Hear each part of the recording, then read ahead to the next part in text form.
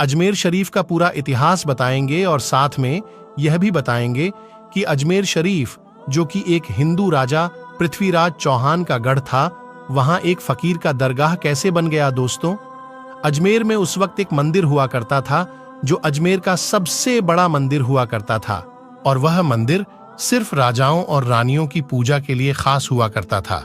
मंदिर के साथ ही एक तालाब था जिसका नाम अना सागर था।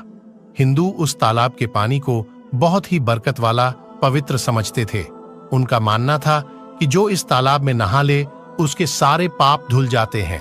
उस मंदिर में रात को इतने ज्यादा दिए जलाए जाते थे कि सिर्फ एक ही रात 3.5 मन तेल उन दियों में इस्तेमाल होता था। आसपास के गांव देहात मंदिर के नाम थे और इन देहातों की आमदनी मंदिर पर खर्च हुआ करती थी। मंदिर में हजारों नौकर थे जिनका काम आने वाले लोगों की सेवा और देखरेख करना था, और वह बताया करते थे कि कौन सा भगवान बेटे देता है और कौन सा देवता सेहत और तंदुरुस्ती देता है और किस मूर्ति की पूजा करने से दौलत बढ़ती है। ख्वाजा गरीब नवाज रहमतुल्लाह अल वहां आए और अना सागर की कुछ दूरी पर चटाई बिछाकर अपने मुरीद के साथ बैठ गए। असर का वक्त था, लिहाजा आप ख्वाजा साहब ने हजरत कुतुबुद्दीन रहमतुल्लाह अलैह से अजान देने को कहा। कुफर, शिर्क से भरे अजमेर में अल्लाह के एक होने और हजरत मोहम्मद सल्लल्लाहु ताला अलैहि वसल्लम के रसूल होने का यह पहला ऐलान था। वहां रहने वाले लोग इस्लाम के बारे में कुछ भी नहीं जानते थे। चुनांचे अजान की आवाज सुनकर वह हैरान हुए और अपने घरों से निकलकर सब ख्वाजा गरीब नवाज और उनके मुरीद को देखने लगे, और अना सागर के पास भीड़ लग गई। ख्वाजा गरीब नवाज और उनके मुरीद ने अना सागर के पानी से वजू किया और नमाज पढ़ना शुरू कर दिया। सब हिंदू हैरान रह गए। वह सोच रहे थे कि सब भगवान तो मंदिर के अंदर है, तो ये लोग खड़े होकर कौन से भगवान के आग झुक रहे हैं। शाम हुई तो राजा के ऊंट, जो दिन में चरने के लिए गए थे, अपने चरवाहों के साथ वापस आने लगे। इत्तेफाक की बात थी कि जहां हजरत ख्वाजा गरीब नवाज बैठे थे, वह जगह राजा के ऊंटों के बैठने की जगह थी। चरवाहों ने बाबा साहब से कहा कि ओ बाबा साहेब, यहां से उठिए, क्योंकि यह जगह राजा के ऊंटों के बैठने की जगह है। ख्वाजा मोइनुद्दीन साहब ने फरमाया, इतना मैदान खाली पड़ा है, ऊंट तो कहीं भी बैठ जाएंगे, क्यों बेवजह हमें तंग करते हो। वह लोग नहीं माने और मुसल्ला उठाकर इधर उधर करने लगे और ख्वाजा साहब से बदतमीजी करने लगे, और उन लोगों ने आखिरकार बहुत बदतमीजी से कहा कि यह राजा के ऊंटों के बैठने की जगह है और इधर राजा के ऊंट ही बैठेंगे, तुम लोग कहीं और अपना मुसल्ला बिछा लो। आखिरकार आप ख्वाजा साहब ने उठते हुए हजरत कुतुबुद्दीन से फरमाया, उठो कुतुबुद्दीन, ये कह रहे हैं कि ये ऊंटों के बैठने की जगह है, तो चलो मैं कहता हूं अब यहां सिर्फ ऊंट ही बैठेंगे। यह कहकर आप ख्वाजा साहब अपने साथियों समेत वहां से उठ गए, और अगली सुबह जब ऊंटों को चराने के लिए ले जाने का वक्त आया और चरवाहों ने ऊंटों को उठाना चाहा, तो उन्हें पता चला कि ऊंट उठ ही नहीं पा रहे हैं। उन्होंने ऊंटों को मार मार कर जबरदस्ती उठाना चाहा, लेकिन वह बैठे ही रहे। चरवाहे परेशान हो गए कि जो ऊंट उनके एक इशारे पर उठ खड़े होते थे, आज क्यों नहीं उठ रहे हैं। आखिरकार उन्हें याद आया कि कल उस बाबा ने कहा था कि चलो अब यहां ऊंट ही बैठे रहेंगे। लोग जमा होने शुरू हो गए। कोई कह रहा था कि फकीर कोई बड़ा जादूगर है, किसी का मानना था कि वह कोई भगवान का नया अवतार है। बात राजा पृथ्वीराज चौहान तक जा पहुंची कि एक मुसाफिर फकीर ने राजा के ऊंटों पर जादू कर दिया है। राजा ने हजरत ख्वाजा मोइनुद्दीन चिश्ती को खबर भेजा कि तुम कैसे फकीर हो जो बेजुबानों को बांध रखा है, ये बेचारे भूख और प्यास से मर जाएंगे, इसलिए मेहरबानी करके अपना जादू वापस ले लो। ख्वाजा साहब ने फरमाया, हम मुसलमान हैं और मुसलमान बद्दुआ नहीं करते और ना जादू करते हैं। ऊंट जिसके हुक्म से बैठे थे उसी के हुक्म से खड़े हो जाएंगे। अब जो जाकर चरवाहों ने ऊंटों को उठाया तो पहली बार में खड़े हो गए। गैर मुस्लिमों की दिलचस्पी इन मुसाफिरों में बढ़ने लगी। अब 5 वक्त की अजान होती और नमाज अदा की जाती। आखिरकार राजा तक यह बात पहुंच गई और उसको शिकायत की गई कि राजा साहब, जो फकीर आए हुए हैं सब के सब मुसलमान हैं। 5 वक्त अजान देते हैं और हमारे पवित्र तालाब में हाथ मुंह धोकर गंदा करते हैं, हमारे धर्म के खिलाफ बातें भी करते हैं और कहते हैं कि यह मूर्तियां पूजने के लायक नहीं, ये तो सिर्फ एक पत्थर है, इसलिए इन्हें यहां से उठा लिया जाए। राजा पृथ्वीराज चौहान ने फकीरों को खबर भिजवाया कि तुम लोग गोश्त खाते हो, हमारे धर्म के खिलाफ बोलते हो और तो और हमारे पवित्र तालाब को अपने हाथ मुंह धोकर गंद करते हो, जो हम कतई बर्दाश्त नहीं कर सकते, इसलिए तुम्हारे लिए अच्छा होगा कि तुम यहां से चले जाओ।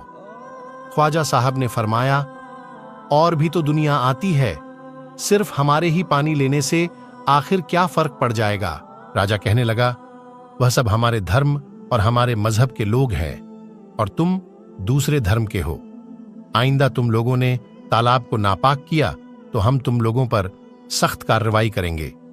ख्वाजा साहब ने हजरत कुतुबुद्दीन रहमतुल्लाह अलैह से फरमाया, कुतुबुद्दीन, शायद यह लोग आइंदा हमारे पानी लेने पर कोई परेशानी खड़ी करेंगे, जाओ एक मश्क पानी ले आओ।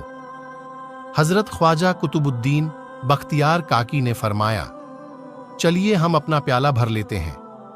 उन लोगों ने उनको प्याला भरने से मना कर दिया, लेकिन फिर बाद में जाकर वह लोग इस शर्त पर मान गए कि तुम्हारे जिस्म पानी से ना छुए तो हम यह प्याला तुमको भरने देंगे। मेरे दोस्तों, हजरत ख्वाजा कुतुबुद्दीन रहमतुल्लाह अलैह तालाब की पर जा बैठे और अपने प्याले को पानी में डुबो दिया।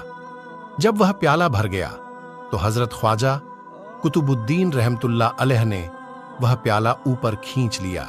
लेकिन फिर क्या था, जब वह प्याला पानी से बाहर आया, अना सागर का सारा पानी सूख गया और अना सागर की तह में सूखी रेत उड़ने लगी, मानो ऐसा मालूम हो रहा था कि अना सागर उस छोटे से प्याले में समा गया है। अना सागर को सूखना था कि पूरे अजमेर में कोहराम मच गया, मोहल्ले में चीख पुकार और आहों की आवाजें शुरू हो गईं। वह लोग रो रहे थे और कह रहे थे कि जो पाप हम अना सागर में नहाकर धोते थे और पापों से छुटकारा पा लिए करते थे, अब हम क्या करेंगे? अब हम पापों का बोझ कहां लिए फिरेंगे? सारे इलाके में यह खबर फैल गई कि मुसाफिर फकीर ने जादू के जोड़ पर अना सागर को सुखा दिया है। दोस्तों, जानते हैं आगे क्या होता है? आगे हुआ ये कि राजा पृथ्वीराज चौहान अना सागर के सूख जाने की वजह से बहुत परेशान हुआ। उसने वजीरों को बुलाया, सबसे यही कहा कि फकीर या तो कोई जादूगर है या फिर वाकई कोई पहुंचा हुआ फकीर है। साथ ही उनकी परेशानी बढ़ गई कि अजमेर की रौनक तो थी अना सागर के दम से, इसकी वजह से लोग दूर दूर से अजमेर आते थे और अपना ईमान ताजा करके लौट जाया करते थे। अना सागर के सूख जाने से हिंदू धर्म को सख्त धक्का लगेगा और यह बड़ी शर्मनाक बात थी। आखिरकार यह कहा गया कि फकीर से बात की जाए कि आखिर वह फकीर चाहता क्या है। अगर वह कोई ऐसी बात चाहता है जो हमें पसंद आए तो फिर हम उसकी बात मान लेते हैं और उससे माफी मांग लेते हैं। चुनांचे सब मर्द, औरतें और बच्चे जाकर फकीर की मन्नत करने लगे कि लोगों को इस परेशानी से छुटकारा दिला के मेहरबानी कीजिए, हम सबसे जो गलती हुई है उसे माफ कर दो। हम अपने पापों का बोझ लेकर कहां जाएंगे और कैसे सुकून पाएंगे, क्योंकि हम लोग उसी तालाब में अपने पापों का बोझ धो लिया करते थे। यह तरीका ज्यादा आसान था, लिहाजा तमाम लोग बाबा साहब रहमतुल्लाह अलैह के पास आए और बोले, बाबा तुम भी वजू कर लिया करना, लेकिन भगवान के वास्ते हमारा अना सागर हमें लौटा दो। हजरत ख्वाजा गरीब नवाज रहमतुल्लाह अलैह ने हजरत कुतुबुद्दीन बख्तियार काकी से फरमाया कि जाओ उसी प्याले को वापस तालाब में डाल आओ। जैसे ही वह प्याला तालाब में डाला गया, अना सागर के नीचे सारा पानी उछल उछल कर अना सागर में आ गया। इस पानी ने कई दिलों को धो डाला। हिंदू कौम के इतिहास की किताबों में भी हिंदू इतिहास के लिखने वाले इस बात को मानते हैं कि उस शाम 32,000 गैर मुस्लिम कलमा पढ़कर मुसलमान हो गए। उन गैर मुस्लिमों के मुसलमान हो जाने से हिंदू पंडितों और आम हिंदुओं पर भी गुस्से का तूफान खड़ा हो गया और वह सोच में पड़ गए कि फकीर अगर कुछ दिन और रहा तो देवी देवताओं का नाम लेने वाला कोई नहीं रहेगा। लिहाजा लोगों ने राजा को मजबूर किया कि जल्द से जल्द कुछ किया जाए। राजा ने मंदिर के बड़े पंडित रामदेव को बुलाया और उसे बाबा साहब से मुकाबला रखकर जल्द से जल्द उन्हें हराने और अजमेर से बाहर निकाल देने का हुक्म दे दिया। रामदेव अपने वक्त का माना हुआ पंडित था, जिसके इल्म की काबिलियत की दूर दूर तक धूम मची हुई थी। दरअसल पंडित शैतानी और जादुई ताकतों का मालिक था। उसने राजा पृथ्वी को यह यकीन दिलाया कि जल्द ही राजा कोई अच्छी खबर सुनेगा। रामदेव बाबा ख्वाजा साहब रहमतुल्लाह अलैह के पास आया और उल्टे सीधे सवालात करना शुरू कर दिया। हजरत ख्वाजा गरीब नवाज ने फरमाया, खामोशी जरूरी है, इसलिए हजरत ख्वाजा रहमतुल्लाह अलैह खामोश रहे। जब रामदेव ने हद से बढ़कर शोर मचाना शुरू कर दिया तो हजरत ख्वाजा गरीब नवाज ने उसकी तरफ आंख उठाई और मुस्कुराकर फरमाया, रामदेव, तू शोर मचा रहा है और मैं तेरे माथे पर ईमान का नूर चमकता हुआ देख रहा हूं। बस इतना कहना था, न जाने क्या करिश्मा हुआ। देखते ही देखते बाबा रामदेव कदमों पर गिरा और रोते हुए बोला, बाबा साहब, जिस धर्म के आप हो उस धर्म में मुझे भी शामिल कर लो। सब लोग जो मुकाबला देखने आए थे सब हैरान हुए और बाबा रामदेव, जो बाबा को हराने आया था, खुद ही मुसलमान हो गया। इतिहास की किताबें भरी पड़ी हैं कि हजरत ख्वाजा गरीब नवाज वह इकलौते बुजुर्ग हैं जिन्होंने 90 लाख गैर मुस्लिमों को मुसलमान किया। सदियां बीत गईं, लेकिन आज भी ख्वाजा गरीब नवाज का डंका वैसे ही बज रहा है।